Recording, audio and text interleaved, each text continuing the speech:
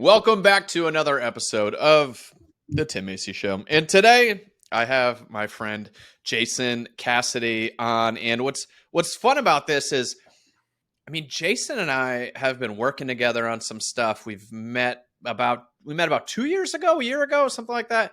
And we've just gone straight into working on so much stuff together with the brokerage and everything else that I've never actually sat down and asked him about his business, really interrogated him about his journey and his story and what he's done to build the business that he does have. And we didn't do anything pre-show. And so this whole conversation is going to be a nice organic interrogation of my friend, Jason. So Jason, for those who don't know you, give us like your 30-second elevator pitch, who you are, where you're at, what your business looks like, all that fun stuff. For sure. Jason Cassity. I have a team here in San Diego, California, a small team of 6. 2 of them are part-time. So I'd say it's 4 of us full-time agents here. I live in La Mesa, California. It's about 15 minutes east of downtown out by San Diego State. Been in the business for about 10 years. And I was born and raised in Sacramento, California, up north. Moved here when I was 24. So all California, some in north, some in south. And now we're just slinging houses and living the dream and all that fun stuff.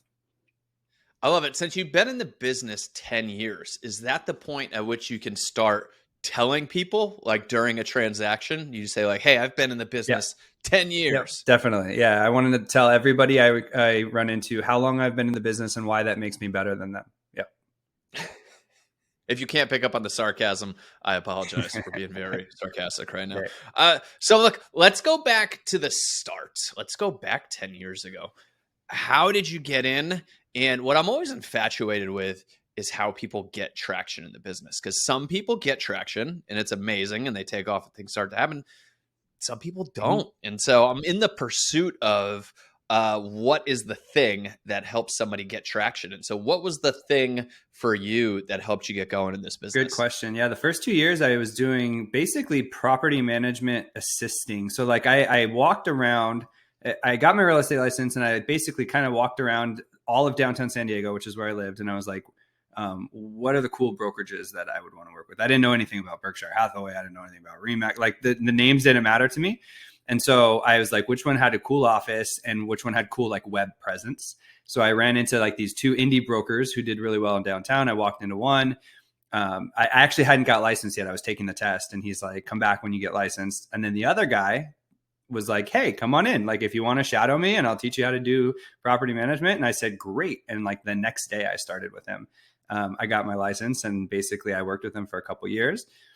That being said, it was like property management, lease turnover and stuff was fine. It was a good way to learn all the buildings downtown and all that type of stuff, but it wasn't paying very well, right? It was like you'd get like $500 per file or something like that. You'd do, 4 or 5 files a month or something. And so like I realized shortly after, I was like, man, I didn't get into this business to make 30 grand a year. It's just not going to support my life and my girlfriend at the time. And I was just like, man, I gotta make a switch. And so on good terms, good graces, I left his brokerage and I joined up with another team, another indie brokerage who had a developer client.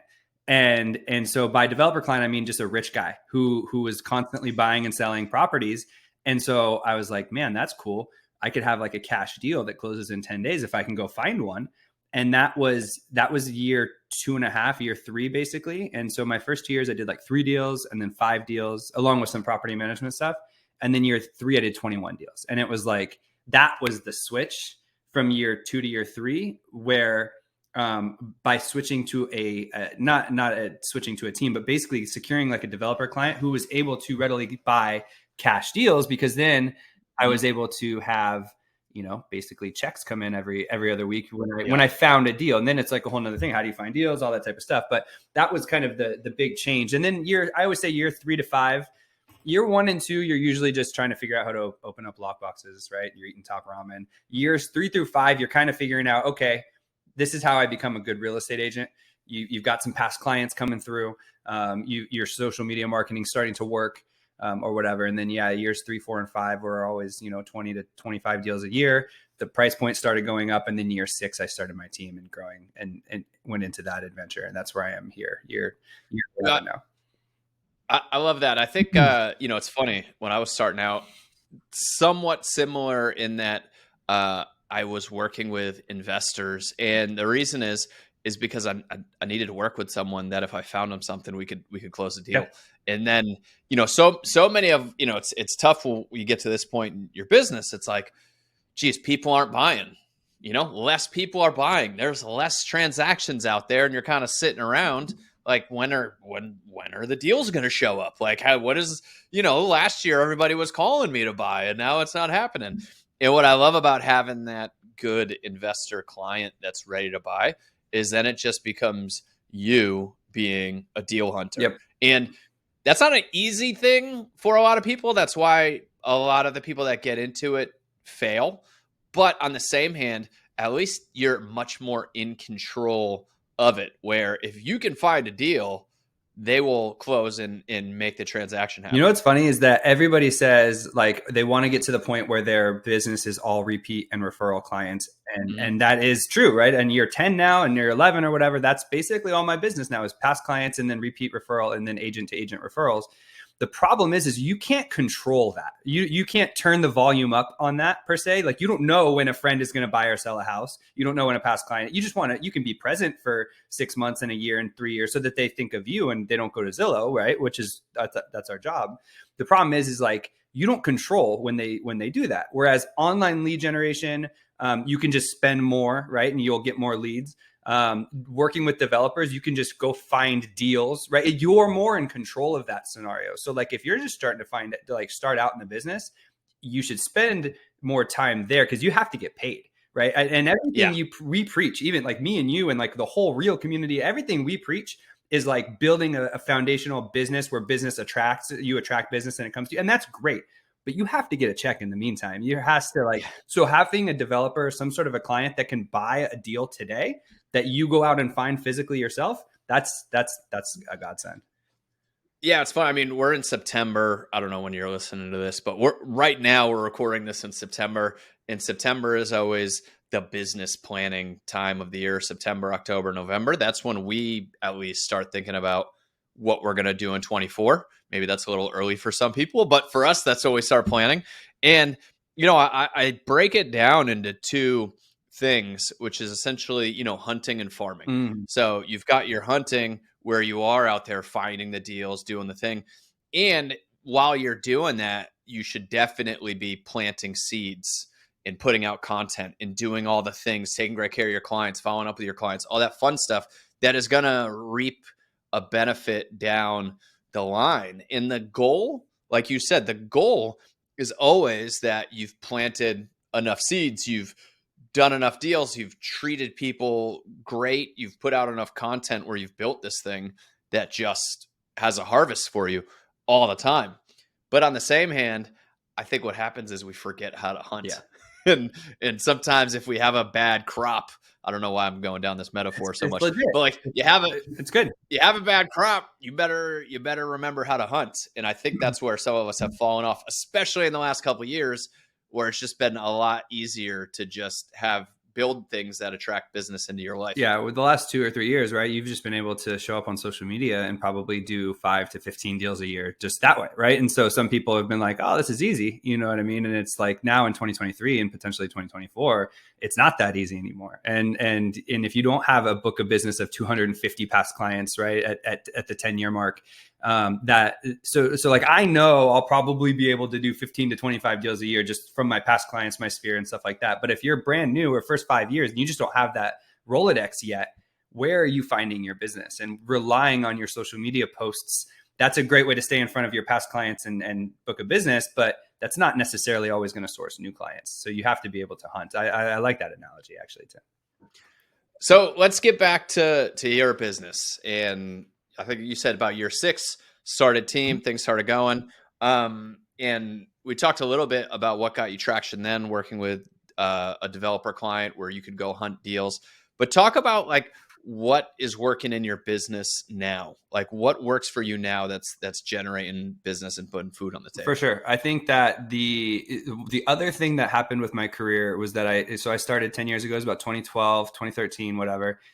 It was right when Facebook bought Instagram, and Instagram started making like a big kind of like meta, like into the zeitgeist, right? It was starting to become a very big app. And so at the time, everybody was on Facebook, but Instagram was new. And so I dove in and I learned the platform, and I've been very present on Instagram ever since. And so you could call it the early mover adopter or whatever. It's just, that's the platform that I kind of grew my career with.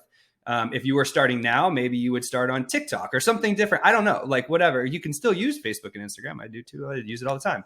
But I was able to really document the journey along the way. And that, I think, appealed a lot to my sphere and other agents across the country. And so that, unknowingly, I didn't do it with the intent of like, this is going to be the cornerstone of my business 10 years from now. I just did it as a way to get my name out there, right? I'm not from San Diego, so I didn't have this big sphere here. My wife and I, we have a lot of friends here locally now and stuff like that, but I didn't go to high school here and stuff where I had all these people in my network. So I just basically started to document what I was doing every single day on social media. And for me, that was Instagram. And then everybody in my sphere saw what I was doing, saw how hard I was working, saw the insights, right? I would share educational content, newsworthy updates. And I think that helped craft out a niche where they knew where to find me. They knew I was working hard, so that when they were ready to buy or sell, they thought of me versus going somewhere else. And that's what I always tell my team, is like, there's nothing we can do to make someone spend $750,000 on a house when they're not ready to. But what we can do is we can stay relevant, present for 3 months, 6 months, 2 years, 5 years, 10 years, so that when they're ready, they think of us versus going to Zillow or another real estate agent. And that's, I feel like, been the cornerstone of my success, is I've been able to show what we've been doing on a daily basis in my last 10 years of journey, and really craft these relationships with my past client, or my sphere, my book of business, past clients, other people online via social media.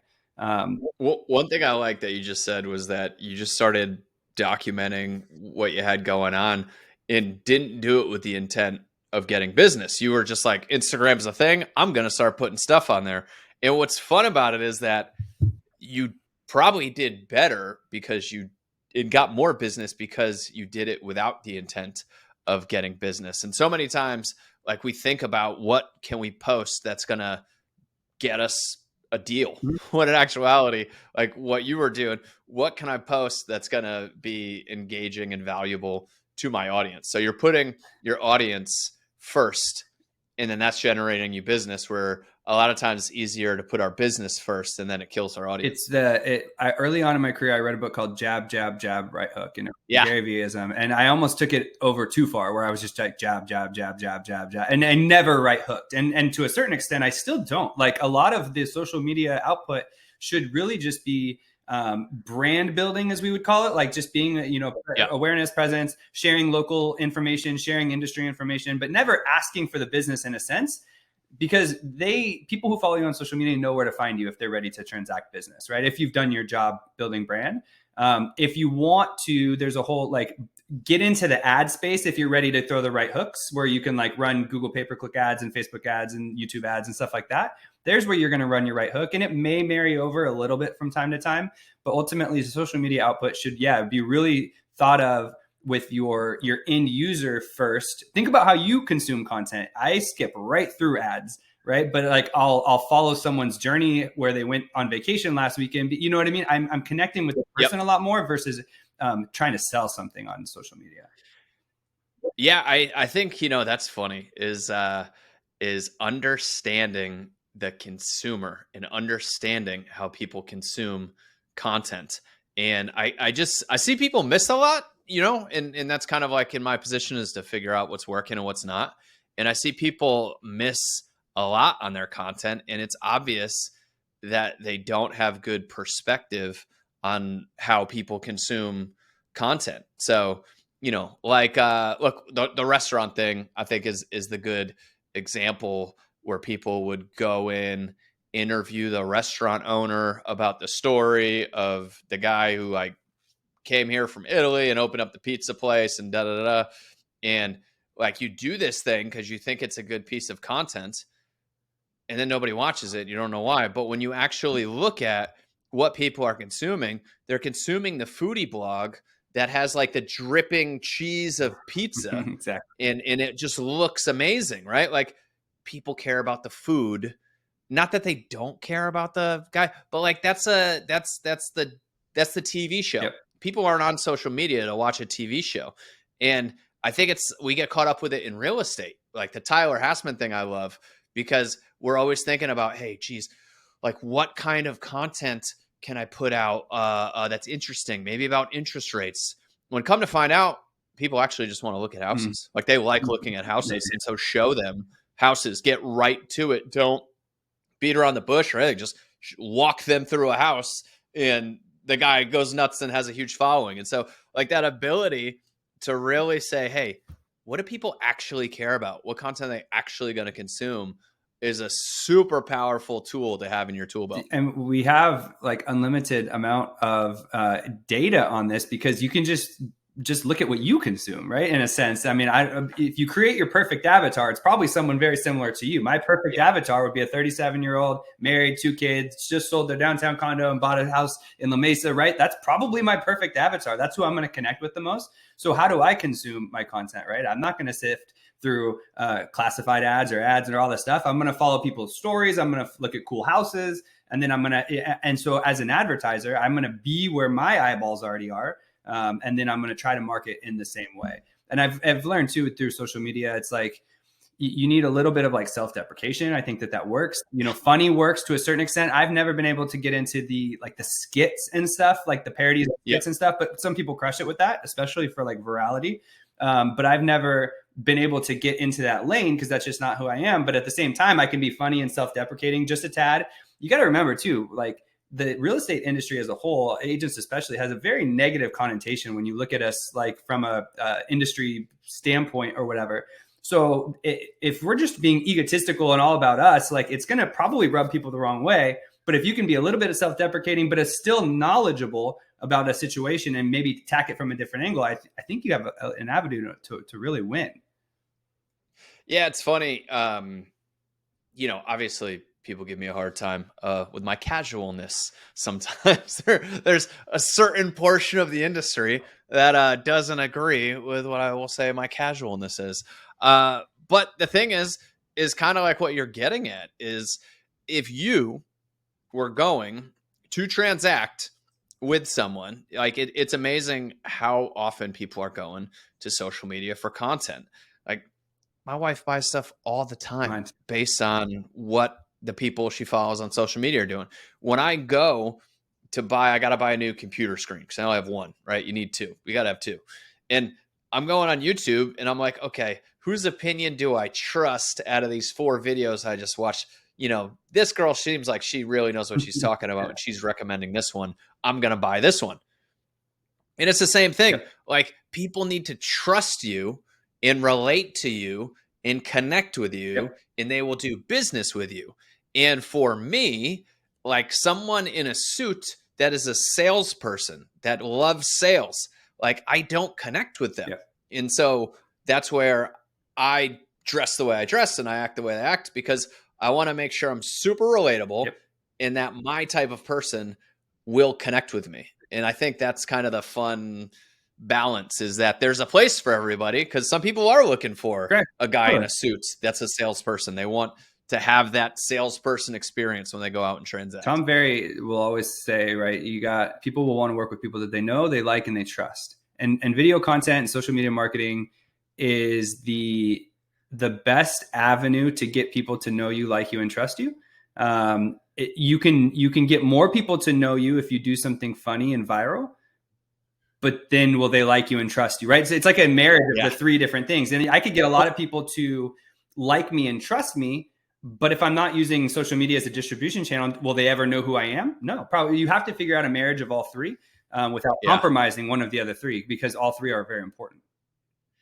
Yeah, and I think you bring up a great point on that trust side. I do see agents flip too much on the entertaining thing, and I think they start to lose trust. It's like, look, know, like, and trust is fun. Like I may know you, Jason, right? I may like you, but depending on the things you post online, I may not want you to like come babysit my kid because you're kind of a dumpster fire. Like I don't know, you know what I mean? Yeah. Like there's this balance mm-hmm. there. Yeah. Yeah, you're right. Especially in this day and age of social media where we sometimes think that the success is based on the views, the likes, the shares, the saves. And so then we lean into maybe the funny, the skits. And I don't want to say this wrong, because I think some of that works. It's just, and that will get you more reach because they're viral, they're funny. And so people will know you more, but they may not trust you as much. And that's a very important distinction. The guy in the suit, he may be out there espousing all this very knowledgeable stuff, and you may know him and trust him, but you don't like him because you didn't connect. So I don't know. It's very tough to kind of thread the needle.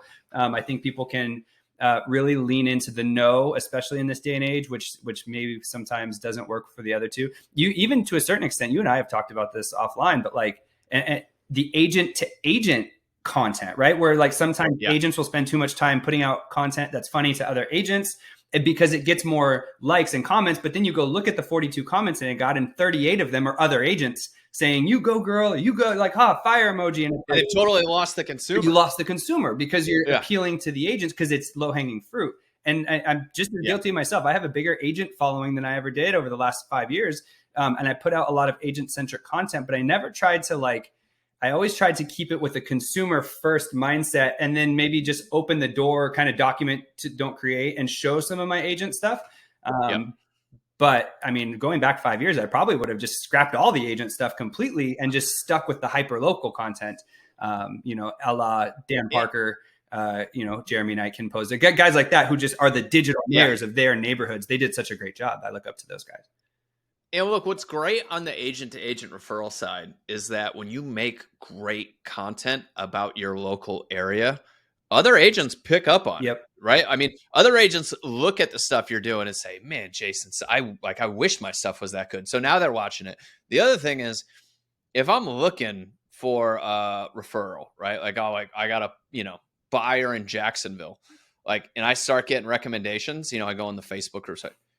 The first thing I'm doing is going to see that person's social presence. So if somebody recommends Jason Cassity, the first thing I'm doing is looking him up on Instagram, looking him up on Facebook, YouTube, or something. I want to see, who is this guy? Is he worth me sending my client to? Correct. And so by creating a ton of local expert stuff, I'm way more likely to send it to Jason. Where if I look up Jason and all he's doing is talking to agents, I'm like, oh, maybe he's more of a guru agent guy. I'm not going to send him my actual people, but you mentioned Ken. It's dude, he's practically the mayor of Orlando, nothing but Orlando, Central Florida content. And you can't wait to get a Central Florida lead to send it. I have no problem sending him a referral because I know he knows his stuff. He knows the area. He's hyper local, and he's an agent first, right? And he's not trying to sell me some coaching or some other stuff like that.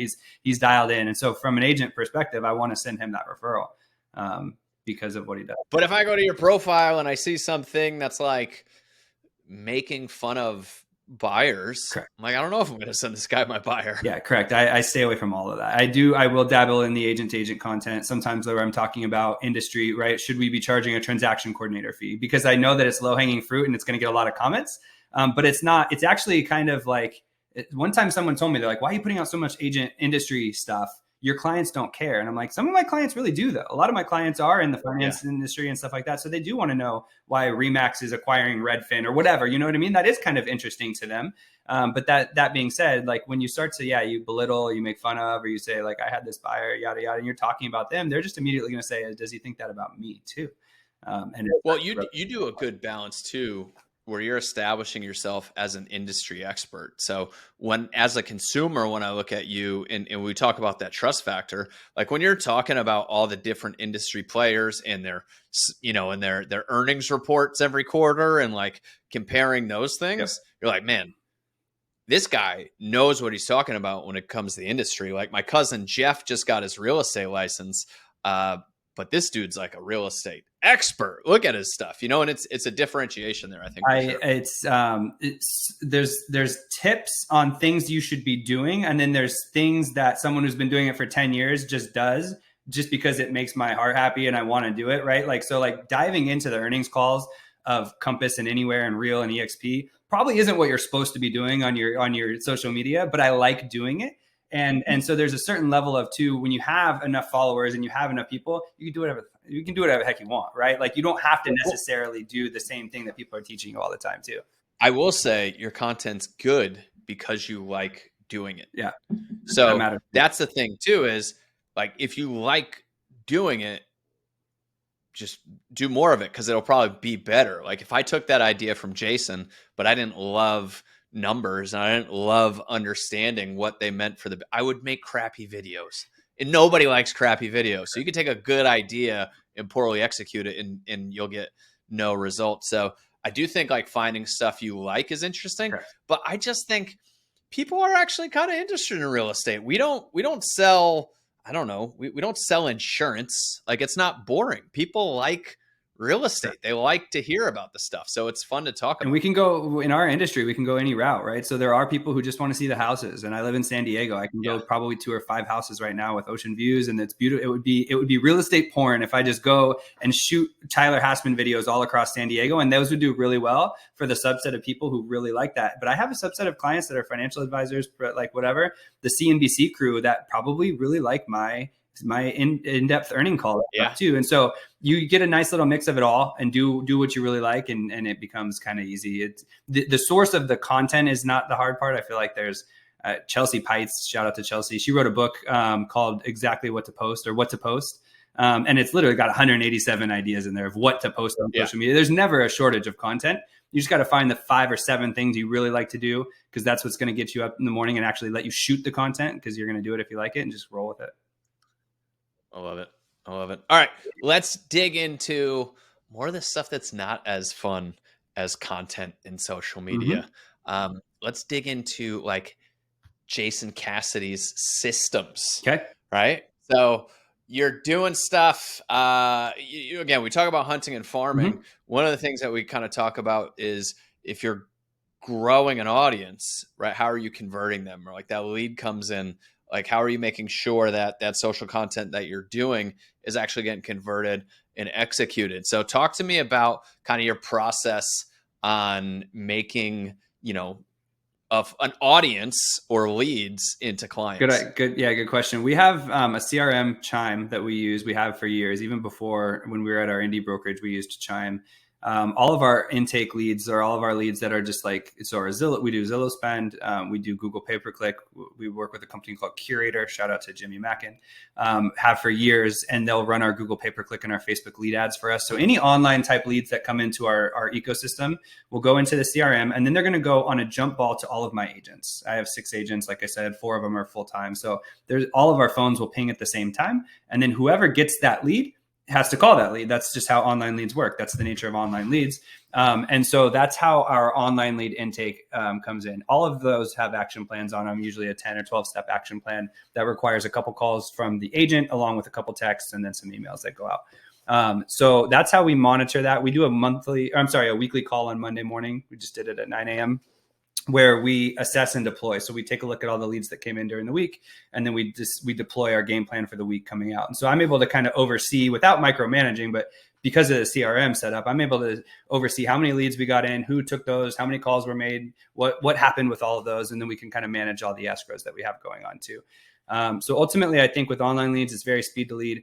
With your personal past client database, we operate off the Tom Ferry 554 route. So I don't know if this is a Tom Ferry favorite call or whatever, but basically if you go back to the Tom Ferryism, you should be talking to 14 people a day, 5 new people, 5 follow-ups, and 4 past clients or sphere. I literally have a Google sheet. I don't know if I could share here, but it doesn't matter. I have a Google sheet and it's got 5, 5, and 4 open slots. And I try to fill that up every single day.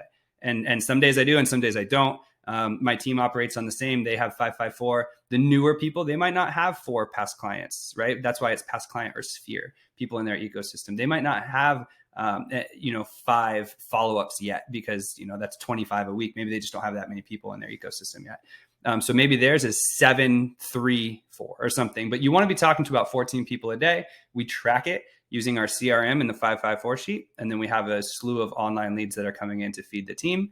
I think I mentioned it earlier, pretty much all of my business is past clients or agent-to-agent referrals at this point. So I just manage my, 300-person database, make sure that I'm kind of loving on those people, following up, texting, Instagram, social media, whatever that might be. And so those aren't necessarily treated the same way, but I still try to keep them on my 554 list so that I'm talking to everybody. I've got a fun question. Yep. What do you think your biggest weakness is as a team leader? As a team leader or personally as an agent? So I'll give you both. Personally as an agent, Yeah. it was always follow up. So all of those online leads coming in, I would maybe give it a shot once, call them right away, and then not let the system take care of it. Right. I probably at the end of each year, still to this point, I'll go through and we'll send out like a zombie email, which is what we call these blast emails that go to everybody with some sort of like eliciting question, like quick question: are you still thinking about buying a house this year? And then the amount of people that are like, I already bought. Right. I bought last month. I bought 6 months ago, 3 or 4 every single year. And it just like kills me every single time.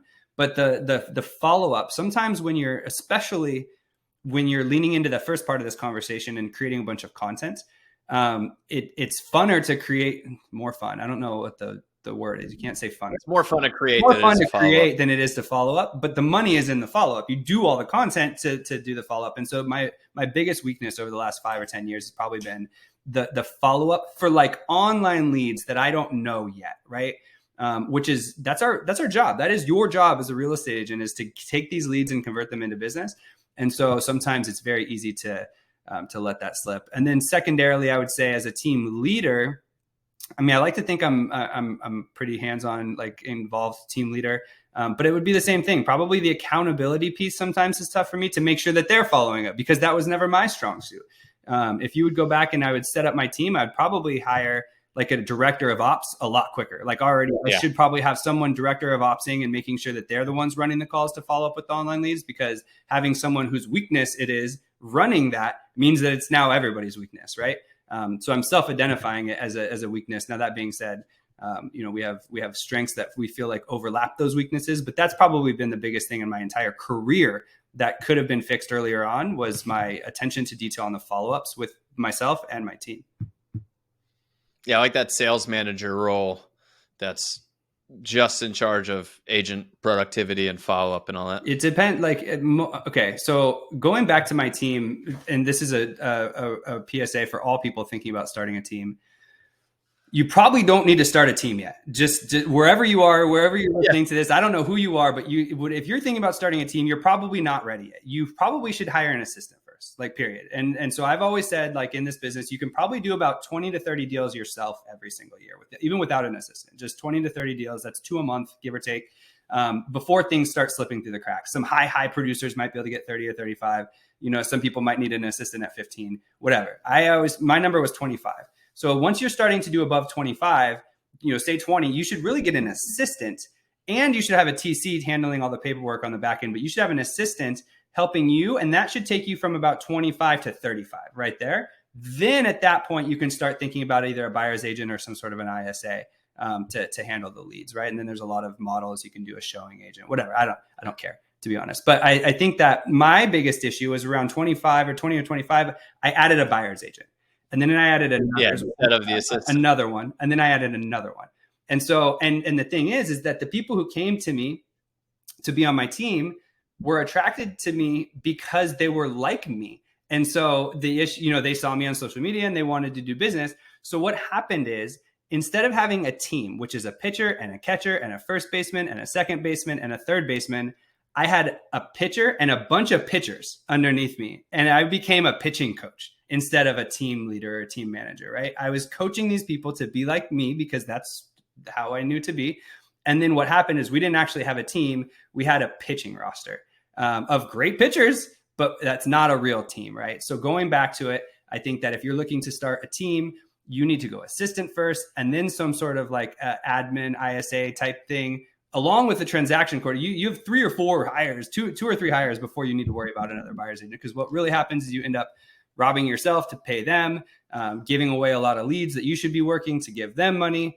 It's a ass backwards way of going about it. But well, I think you bring up a great point, which I feel like we've probably talked about on here a couple of times, because this whole like buying into this idea of growing a big team is something that we're pretty not anti, just not we're anti doing it too quickly, because we've seen so many people fail to do that. But what I hear you saying is you have like your cup, right? And when you filled your cup and it's starting to overflow, like the first thing to do is hire an assistant to help you, because you can probably go from 30 to say 40 to 50 deals or so Yeah. with an assistant, with a TC. So now like you're maximizing what you as a person can do. But I think the difference is making sure you've got enough coming into your cup to fill someone else's. Correct. Because that's what you need to be able to do when you bring on an agent. Too many times we get it confused where we think, oh, I'm going to bring on an agent so I can go do more business. You need to do more business that needs you to bring on an agent, not the other way around, because deals do not just start magically coming in because you told the world you were starting a team. Correct. Which, I think we see a lot of. Correct. Yeah. You have your cup is starting to overflow, at whatever number that is, 20, 25 deals. An assistant will just make your cup bigger is what it is. So you can fill more water in it. If you just start immediately pour out some of the stuff into other cups, that's fine, but you're shortchanging yourself because the other cups aren't as good as you either. That's the other thing is like if you close at a 70% rate, your team members are probably going to close at a 50 or 30% rate because they're brand new, right? Think about who your team members are. Probably someone who's newer in the business. The people who have been in the business 10 years and are great probably aren't joining your team. You're getting newer people on your team. So ultimately, they're just not as good as you yet. Hopefully you can get them there. But then you're also now coaching. You're taking a bunch more time to help them grow their business. And so you end up letting more slip through yours while more slipping through theirs. That should be way later in the process than we all think. Yeah, and I love the idea that, when you're building something like that, most partnerships fail, right? So when you talk about bringing a team agent on, you're talking about partnering up with somebody. Like, I think we love this idea of partnering up with people, but too often we're not looking for puzzle pieces. Right. We're not looking for what piece do I need of the puzzle? I'm just like, I like Jason. Jason and I are friends. Yeah. We both sell houses. We're both pretty good at it. Why don't we work together? Yeah. Instead of, hey, I have this unique skill set and I'm very weak here. I need someone to fill this weakness so I can go do this other stuff. Or like my best use of my time is talking to people and making content that generates business. Like I need to spend more time in my superpower and I need to figure out how to offset these things.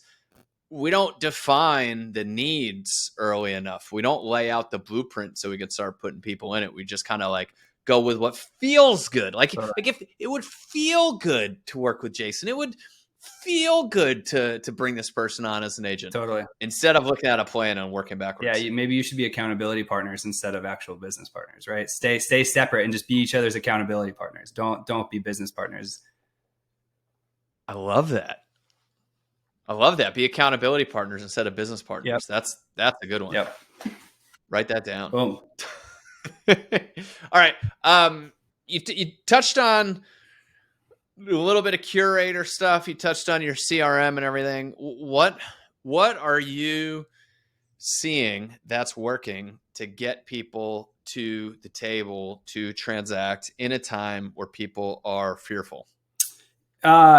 Great question. I'm a firm believer that you shouldn't be trying to get someone to buy a house if they're not ready to buy a house. I mentioned that earlier in the process, right? What you should be doing is finding people who are ready to buy houses and then trying to obviously help them achieve their goals, which is why all the messaging, I've said it multiple times about marry the house, date the rate, or 100% of rent is still interest, 100% or whatever. All that messaging that's basically trying to encourage someone to buy a house is not my forte. So what do I say to get people to the table is a little bit different. It's not necessarily saying anything to get them to the table. I'm just looking for people who are ready to be at the table. And so I'm fishing in a little bit of a different. Hold on, let me rephrase, because I agree with you a bajillion % on pushing people. Yeah.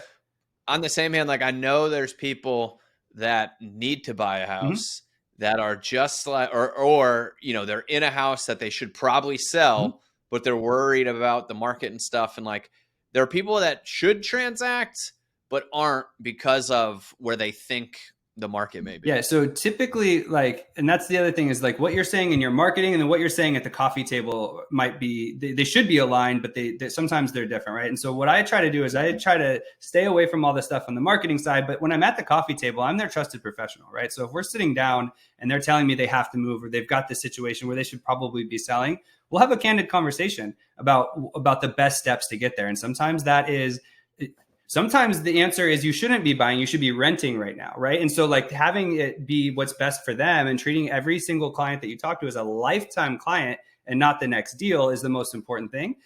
Because in this market right now, specifically when rates are a little bit higher, for some people, it's better to rent right now, or it's better. But for those that are, they need to sell, they need to do a certain thing. Basically, I'm gonna over-index on my knowledge there, where I talk about the upcoming trends that we see. I think it's very, very, very, very important for agents as us to be in continuing education all the time, learning about the market as a whole, the more macro version of the market, so we can help someone with a 3 or 5 year plan, as opposed to, you know, just maybe like going back to the realtor bubble and just spouting off like marketing slogans. We should know that, you know, we anticipate interest rates coming back down across 24 and 25 because we've seen the Case-Shiller index or whatever. So I think if you're knowledgeable in your field and you can sit down at the coffee table and really help a client with the what they need at that moment, you'll win. You'll be just fine. And if you come across as the agent who's trying to tell someone to buy, it invalidates a lot of the trust. Remember, going back to, they have to know you, like you, and trust you. Agents already have kind of a bad rep sometimes, is maybe only looking out for themselves. And so if your marketing and the things that you're saying comes off as that you're looking out for yourself and not what's best for them, you're going to lose a lot of credibility really, really fast. So another thing on that is being educated. Mm-hmm. And that's the thing too. It's like we talk so much about how to generate, and we talk about a lot of stuff, honestly, that doesn't matter as much as being educated and providing good service. And so when it comes to being educated, I know like you are someone that I view as being really intelligent around all these topics. And, you know, it's like when I would be going to transact it, like, I'd be calling you because I just know, like, oh man, Jason really knows what he's talking about. How do you get there? Like, what do you like doing to really up your knowledge game around real estate? Yeah, good question. I make it a point. I have my entire career to read industry news, right? So I'm not just logging in and jumping into my CRM and trying to find clients. I take a little bit of time each day, and I read Inman, and I read BAM, and I read Housing Wire, because I need to know exactly what's going on out there. I can't imagine, especially once you get to a certain point where, you know, I'd say like you have analytical clients or past clients that are selling $1 million houses, multi-million-dollar houses, you better know what the hell you're talking about. And so like take some time and invest. I'm not talking about continuing education with your local association. I'm talking about industry stuff. Housing Wire, Inman, BAM, watching CNBC for the housing like reports and stuff like that, the earnings calls. It's so weird to me, like, that people, not to say that you have to know the ins and outs of it, but having some sort of a broad macro about what's happening in the industry is going to go so far, even with the clients. And then also care about that stuff. Digging into the hot sheets on your MLS, like sure. Knowing, 100%. Yeah. Knowing what sold, you know, like I love looking at what's coming on the market, seeing it and saying, oh man, that thing listed at 1.2. No way that thing's going to sell. Correct. And then like, maybe it does. And I'm like, holy crap, maybe the market over there is different than I thought it was. If you digging into those hot sheets. So every day I wake up, or when I get to my computer, I've got my email open, I've got my 554, my CRM, and my MLS. And your MLS usually has the hot sheet for your local market. And you need to tailor that down a little bit. I can't know all of San Diego. You should have probably a geographic farm that you spend most of your time in. That's where you market. That's where you farm. You should know every single house that gets listed and sold in that farm every single day. So check your hot sheet. That's if you're brand new, which means you don't have a ton of time, you should be going to the local caravans. You should be popping into the open houses, just so you can start to get a feel for what these houses are, where the neighborhoods are, where the lock boxes are at the certain condo buildings around town. So when you go do the showing, you don't look like a fool because you don't know where the lock boxes are. Right? Stuff like that. When you have more time in your beginning, you should literally just be out in the field, checking your hot sheet and going to tour homes. Now that I've been 10 years, I've been in every building in downtown. I don't need to go on the caravans anymore because I know where all the lock boxes is, but I still watch the MLS every single day. I still see what's transacting because I have a book of business down there. And if someone calls me right now and says, hey, what do you think my condo at the Mark is valued at? I can know that off the top of my head because I know the 7 houses that just sold there because I checked the hot sheet. That's a great tip. Yeah, it's funny. When I was in like my second or third year, there was this one fourplex community in San Antonio that I sold one in, and then I went and we sold it for more than the comps were. And so I went in, I got all the owners' phone numbers, and I was just like, hey, just so you know, values on your fourplex just popped. We just sold one for 650. Before they were all like 500, just randomly 650. I did like 6 properties in that fourplex neighborhood just because I knew every deal. So when I got that owner on the phone, which these are, fourplex, most of them were out of state, and I could say, hey, yeah, 6719 sold for 650, but it had a new roof. And then 6506 sold for 620, but that one was beat up on the inside. Like, I really know, like, you could probably, there's nobody else they're thinking about selling it. They're like, man, this guy's been in each one of these properties that's sold. He obviously knows this better than my last real estate agent did. And like, you immediately establish yourself as the expert. Going back to our original thing, think about the know, like, and trust. So if there's an agent that's like TikTok and it's like the 3 things to do, and then that guy called that person and was like, hey, what's the value of my fourplex? And they're like, I don't know. He knew who they were, but he didn't trust them, right? And vice versa. Yeah. You called them. So he didn't know who you were, but he trusted you because you had the information on his property. That outweighs the no a lot. You know what I mean? And so like being in your market, knowing your hot sheet and stuff like that is probably the foundational thing that you should do. It's almost like everything we talk about with content creation and all that. You have to know how to open a lockbox, right? You have to know how to check a hot sheet. You have to know how to set up a tour properly and all that type of stuff. And so, yeah, don't forsake your foundation. The thing is like people will figure that out. Even a new agent, a couple years later, they'll know how to do all that type of stuff. So the fact that they know how to use social media too and create content is a huge edge for them over like the old hat, like real estate agents who make fun of the content creators. But the thing is like the new guys, they'll learn how to open the lock boxes and figure all that out. But now they've got the edge with social media. So I think that the younger people, especially coming up right now, who embrace social media content are going to have a huge edge over the next few years.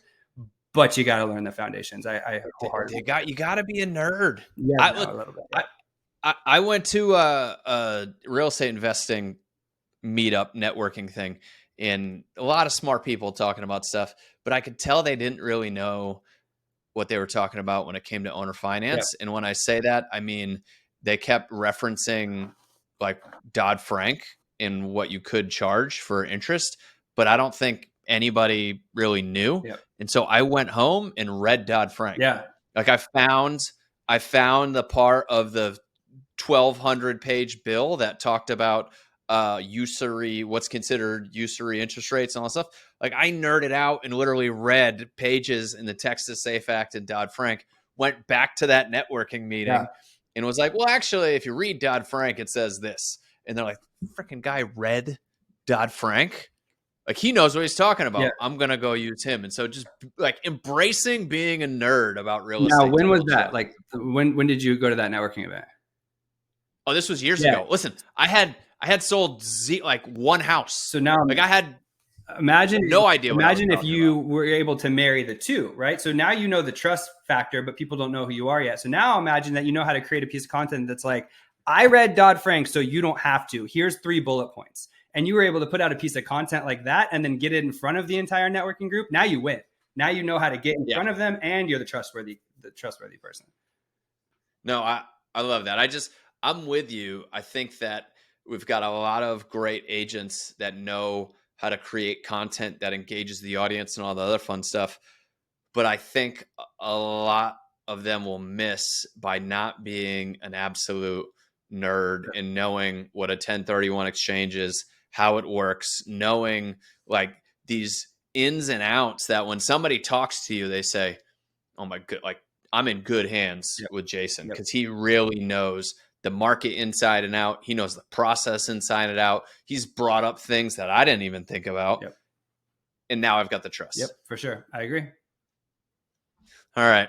We got 10 minutes.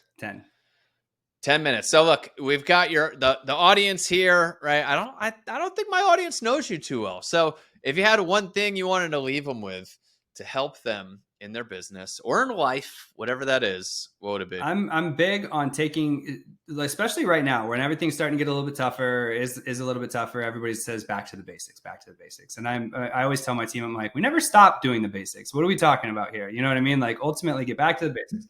But the thing is, some people did. You want to take the basics and you want to evolve them, right? So a lot of the things that we try to do are still basic stuff, but better. So like the best thing, the number one thing ROI wise for me is still a handwritten, just listed, just sold letter that I send to the 200 neighbors around every listing that we get, right? I think actually, yeah, look, right here. And so you can't see this on the screen if you're listening on a podcast, but we just sold a home up in Carlsbad for $2.25 million. And I printed out 200 of these letters and then I hand signed them, which if you can see on the computer, I hand signed them. And it basically is like, hey, Lacoste Oaks neighbor, my name's Jason. We listed this house. It was great. We did an open house. We had 42 showings. We had 4 offers and we picked a great buyer. You're going to have a great new neighbor. Their names are Mike and Christine, right? But that means that we had 3 people that missed out on a house in your neighborhood that are active, that are pre-qualified and looking for a home. So if you're thinking about selling, reach out to me. Let me know. This is a handwritten letter. It's typed, hand signed. Jason's going to send us the doc on that letter, and we're gonna put it in the show notes. Agents have done these for years. Usually what they do is they just send a postcard, right? And so they send a postcard that's like just sold. That's it. It's like just sold, because you're showing off, hey, I just sold a house in your neighborhood. What I just did is I told a whole story about what just happened. I explained their new neighbor that's coming in, and I told them that there's 3 other people that were thinking about selling. So inside that handwritten letter, I trifold it, and I put a picture of the house with a QR code on the back that takes to a landing page, which shows off the listing video we did, the 3D tour, and all the pictures. And then there's a place where they can inquire about more information. So we took a back to the basics thing and we evolved it. And so like that type of stuff, if you can always be thinking about the basic stuff worked for years, for 20 years, 30 years, because it's good. It works. Just listed, just sold work. I have a buyer letters work. Right. But if you can find a way to evolve them, I have a buyer letters, we'll shoot with our phone. We'll say, hey, I have a buyer for $600K in downtown looking for a 1-bedroom condo. And then you create a social media post and you send that out and you run an ad to that geographic location. You're taking I have a buyer letter and you're evolving it. Right. And so like ultimately take the basics, don't overthink it, and just do market for the year 2023. But stick to the basics, right? Don't spend too much time on the new shiny objects. Do the stuff that's worked. Just think about how you can do it in an evolved manner. I love that, Jason. I appreciate your time, man. I appreciate you coming on here, having this conversation. Of course. And I'm going to see you in San Diego next week, right? Yeah, I'll be there next week, and then we've got the real event in October. And I don't know, man. We're always we've got a few. I'm going out to Naples this week. I leave tomorrow for the BAM camp, and then you're coming into San Diego next week. We've got a Rise in October, and then I think we're linking up in November or December for another conference in the Midwest. So we're gonna be seeing a lot of each other, man. And the one we haven't announced yet, but we'll probably have it announced by the time that this comes up, is Video Blueprint, April 10th and 11th in Houston. So boom, probably see you there. I missed you last year. I think I was in Vegas for a 40th birthday party, but I heard it was a great event this year, 2023. I missed it, so I'll be there for 20. That's what I'm saying. This year you're making it though. Yep. All right. Be there. All right, good stuff. Cool. We'll see you guys on the next episode. Thanks, Jason. Yep.